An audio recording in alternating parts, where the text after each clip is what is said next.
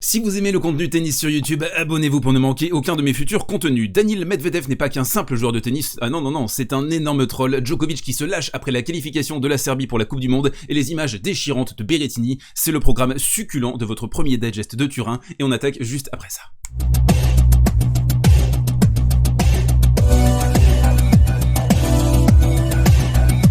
Et on attaque ce côté réseau avec la classe des maîtres de Daniil Medvedev à propos de la surface à Turin. Alors c'est une masterclass absolue parce que on va revenir sur les propos qu'a tenu Daniil Medvedev il y a quelques mois sur la terre battue notamment et vous allez voir c'est totalement incohérent de sa part. Alors Daniil est-il un énorme troll? C'est ce qu'on va voir justement ici. Donc première déclaration sur les cours rapides à Turin. La tactique ne faisait pas partie du match, carrément c'est Daniil Medvedev qui dit ça parce que j'ai l'impression que dès qu'un gars frappe un bon coup, cela peut être terminé, le point terminé donc. Si vous faites deux bons coups d'affilée, il n'y a aucune chance de voir revenir la balle. Du coup, qui dit surface rapide dit peut-être spectacle indigent avec des aces à tout va. Medvedev qui explique au niveau de l'appréciation du public, je pense que le public aurait mieux apprécié le match si le cours avait été un peu plus lent. Je n'ai eu aucune balle de break à sauver. D'une certaine manière, je n'ai jamais été sous pression. C'est vraiment difficile de jouer ici dès que vous faites un bon coup. Donc il répète ce qu'il a dit. Les points sont probablement terminés.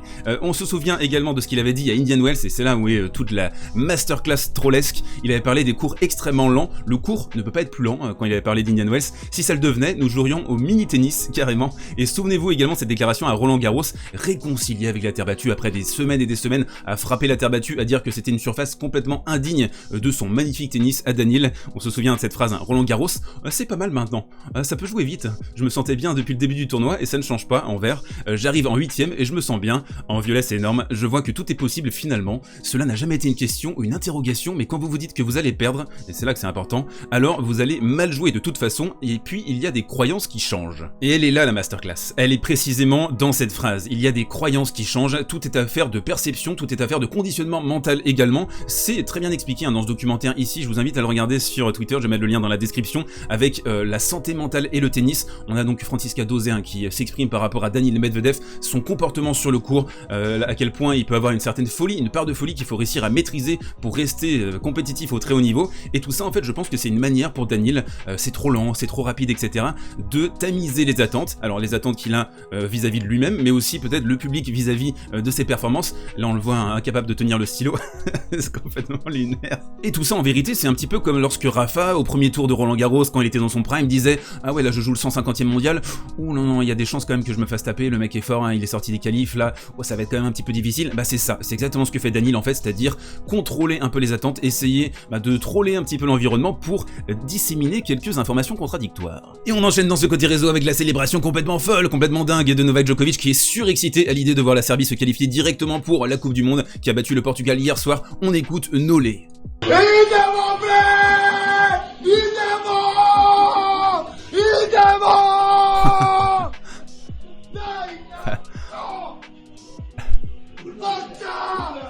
Ah, il est chaud. évidemment, Sans transition, une affaire extrêmement sombre dans ce côté réseau avec Peng Shuai. Vous avez certainement vu passer le hashtag Where is Peng Shuai si vous circulez sur Twitter, si vous aimez ce réseau social plein de bienveillance et de tendresse. Et donc on le voit, la WTA demande une enquête complète, juste et transparente à propos des accusations d'agression sexuelle contre un ancien dirigeant chinois proféré par Peng Shuai. Elle appelle également à mettre un terme à la censure contre Peng Shuai. Alors on peut se dire certainement rien de plus normal que la WTA réagisse par rapport à ces accusations, le fait aussi qu'elle ait complètement disparu de la circulation du jour au lendemain, que le message qu'elle a posté sur Weibo a été purement et simplement supprimé. Il y a la traduction complète sur Reddit, je vous mets le lien dans la description si vous vous intéressez à cette histoire. Mais non, et c'est là qu'on peut peut-être se tromper, il n'y a rien de normal à ce que la WTA réagisse de cette façon parce que le marché chinois est prédominant dans son économie, c'est le marché numéro 1, ils ont mis toutes leurs billes en Chine, et là vous pouvez vous dire, si ils se mettent à dos le gouvernement, si éventuellement la Chine commence à se dire ok ils font de l'ingérence par rapport à nos affaires, nous si on veut enfermer Peng Shuai pendant 6 mois on le fait, de toute façon les Chinois ils sont nos limites par rapport à ça, je vous renvoie à l'affaire Jack Ma par exemple, et bien ils pourraient se mettre à dos les Chinois, ils pourraient tout simplement avoir un circuit qui s'écroule du jour au lendemain. Et donc je trouve que c'est une manœuvre qui a beaucoup de panache, on doit la saluer, même si on peut douter d'une issue positive malheureusement, connaissant les bails du gouvernement chinois. Et puis on a donc cette dernière classe des maîtres, Ben Rothenberg, qui nous explique que l'affaire Peng Shuai et ce qui s'est passé avec Alexander Zverev, c'est comparable. Le mec, clairement, il est journaliste, il a donc 100 personnes, 100 000 personnes, pas 100 personnes, qui le suivent sur Twitter. Il te balance des comparaisons, des dingueries pareilles. Alors lui, c'est sa croisade, l'affaire Alexander Zverev. On va pas revenir en détail sur ce qui s'est passé, mais de là à comparer quelqu'un qui est porté disparu avec des accusations d'agression physique, dans quel monde tu vis, Ben? Ben? Ben. Et on enchaîne, dernière info dans ce côté réseau, toute l'Italie est en larmes aujourd'hui avec Matteo Berrettini, regardez-moi ça, les larmes du colosse bien sûr, qui est tombé face à Alexander Zverev, il est blessé aux abdominaux, on conseille d'ailleurs Matteo de se renseigner auprès de Novak Djokovic qui a des solutions miracles par rapport à ça, et donc les propos de Matteo qui nous dit hein, l'ambiance était incroyable, une des meilleures que j'ai connues dans ma vie, c'est sans doute pour ça que je me sens aussi mal maintenant, ça me tue de ne pas avoir pu terminer le match, le pire chose qui pouvait se produire s'est produite, et juste en bas, c'est sans doute le pire jour de ma vie sur un court de tennis. Alors on sait pas encore exactement là à l'heure où j'enregistre cette vidéo si Matteo Berrettini pourra continuer le Masters, sinon ce sera Yannick Sinner en suppléant, et justement on enchaîne avec le coin tactique. Et c'est le grand retour du coin tactique, on a été libéré Unchained by the ATP, et donc nous allons commencer par le slice, une leçon de slice. Alors est-ce que c'est un art perdu? Est-ce qu'on peut remettre ça au goût du jour? Vous savez, il n'y a pas beaucoup de joueurs modernes hein, qui savent bien utiliser ce coup, on a surtout des boom boom sur la baseline, mais pas Matteo Berrettini côté revers. Alors ici, on a un point qui est crucial, fondamental, c'est son utilisation du slice pour repousser Alexander Zverev. Ici on le voit donc, un slice qui va être extrêmement long, et là vous allez gagner du terrain, parce que Alexander Zverev va devoir décrocher un tout petit peu, et en deux temps, Matteo va réussir à remporter le point, il va donc retourner la situation dans cet échange avec un coup qui est considéré comme assez souvent défensif, mais en fait non, le slice ça peut être un coup d'attaque, ça peut être un coup pour repousser son adversaire, vous avez un rebond qui fuse assez bas, donc Zverev dans cette position va devoir se reculer, et après c'est plus difficile de faire une attaque quand vous êtes un peu loin à 2-3 mètres avec une balle qui est extrêmement basse, et donc ça clairement c'est un des aspects fondamentaux dans le jeu de Matteo Berrettini. Le deuxième slice qui m'a intéressé dans cette partie, c'est un slice que j'appelle le slice aspirateur, c'est-à-dire que plutôt que d'essayer de repousser votre adversaire avec un slice très long, plutôt que de faire une petite amortie également en passant sous la balle avec un risque d'avoir un coup difficile, un passing difficile à effectuer en deux temps, non, vous allez faire un slice dans cette zone morte entre le carré de service et la ligne de fond, donc quand vous êtes dans cette position, généralement vous êtes en grande difficulté, donc ce qu'il va faire ici Matteo Berrettini, c'est qu'il va donc amener Zverev dans cette position, il va faire un slice ici, Zverev va devoir avancer d'1,50 m pour aller prendre cette balle qui est extrêmement basse,